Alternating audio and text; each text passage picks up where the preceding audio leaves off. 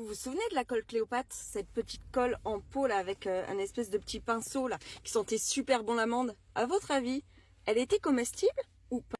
Bon, pour la petite histoire, c'est à partir de 1960 qu'elle est devenue super populaire cette colle. Et ce qui en faisait sa particularité, c'est qu'elle sentait l'amande, du coup elle sentait hyper... Mais pour information, elle a été faite à base d'amidon. C'est un dérivé de la pomme de terre, du blé ou du maïs, comme tu veux. On envoie souvent de l'amidon pour faire de la cuisine.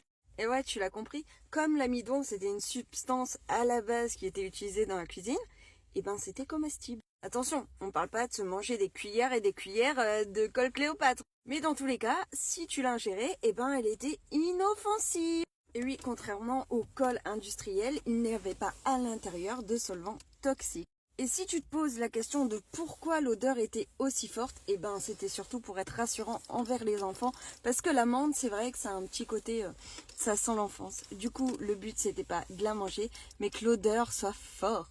Du coup, t'as appris quelque chose. Et dis-moi toi, t'en as goûté de la colle Cléopâtre?